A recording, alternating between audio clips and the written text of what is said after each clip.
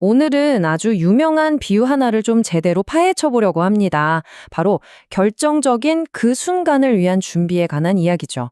이야기를 좀 제 개인적인 경험으로 시작해 볼까 하는데요. 제가 중학교 때 영어 시간이었어요. 갑자기 선생님이 제 이름을 딱 부르시는 거예요.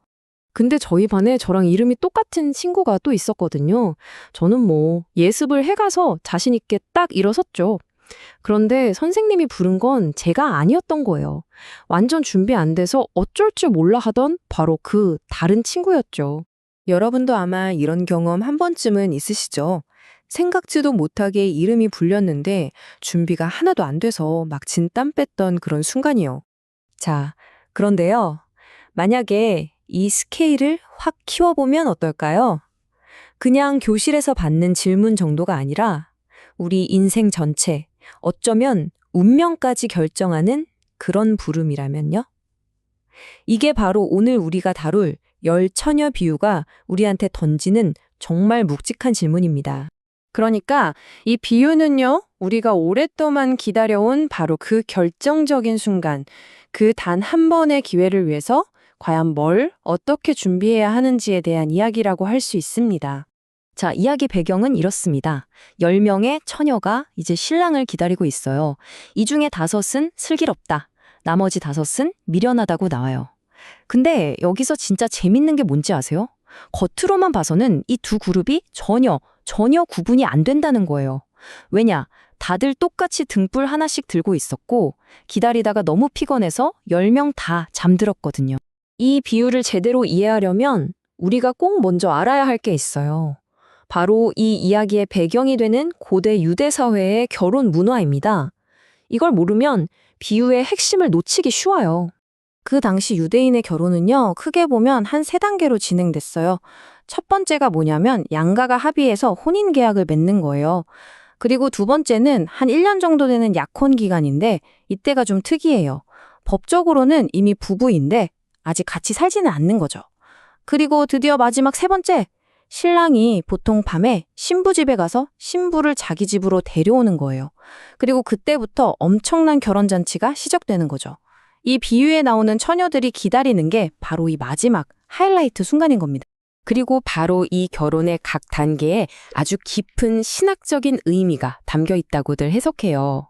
예를 들어 첫 번째 혼인 계약은 예수님의 초림과 그 희생을 상징하고요. 두 번째 약혼 기간은 바로 지금 우리가 예수님의 재림을 기다리는 이 시대를 말하는 거죠.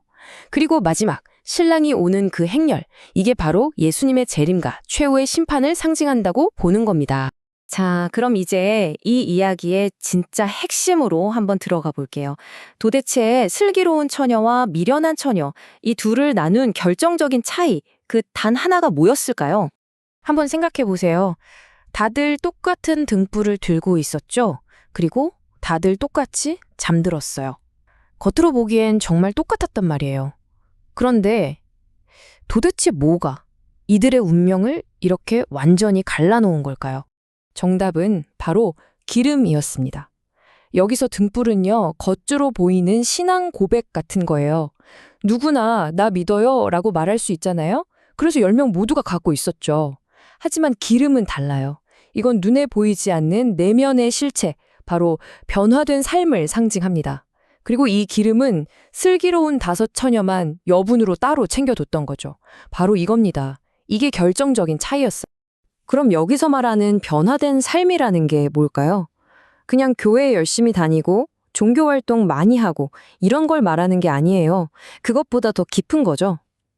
내가 믿는 바가 내 삶의 태도, 내 인격으로 진짜 드러나서 구체적인 변화랑 성숙으로 이어지는 것.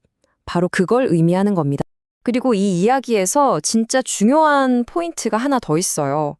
기름이 다 떨어진 미련한 처녀들이 기름 좀 나눠줘 하니까 슬기로운 처녀들이 어떻게 하죠? 거절하잖아요. 이게 좀 매정해 보일 수도 있지만 사실은 아주 냉정한 진실을 보여주는 거예요.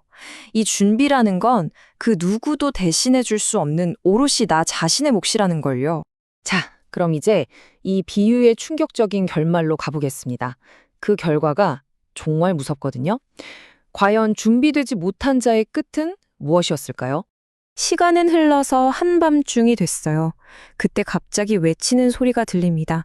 신랑이 왔다. 맞으러 나와라. 이 한마디에 모든 상황이 순식간에 아주 급박하게 돌아가기 시작해요.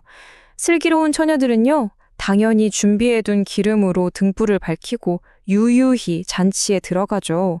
하지만 미련한 처녀들은 그제서야 어떻게 하면서 허둥지둥 기름을 사러 달려갑니다. 그리고 그들이 겨우 기름을 사서 돌아왔을 땐 문은 이미 굳게 닫혀버린 후였습니다. 뒤늦게 도착해서 막 문을 두드리겠죠? 주여, 주여, 문을 열어주세요. 하지만 문 안에서 들려오는 신랑의 목소리는 정말이지 너무나 차갑고 단호합니다. 내가 진실로 너희에게 말하는데 나는 너희를 모른다. 여기서 이 닫힌 문이라는 상징은 정말 강력하고 어찌 보면 무섭기까지 해요. 이건 그냥 이번엔 틀렸네 정도가 아니에요. 더 이상의 기회는 없다. 절대로 되돌릴 수 없다. 완전한 끝이다. 라는 걸 의미하거든요. 준비할 수 있었던 시간은 이미 다 지나가 버린 거죠. 그래서 이 비유는 마지막에 아주 명확하고 또 직접적인 경고를 우리에게 남깁니다. 그러니 깨어 있어라. 너희는 그날과 그 시간을 알지 못한다. 결국 이 오래된 이야기가 시대를 넘어서 지금 우리 각자에게 묻고 있는 건 딱 하나입니다. 당신은 그냥 겉으로 보이는 신앙 고백, 그 등불만 들고 있나요? 아니면 그 안에 채울 내면의 변화, 진짜 삶의 기름까지 준비하고 있나요? 이 질문을 여러분께 그대로 돌려드리면서 마무리하겠습니다. 당신은 준비되었습니까?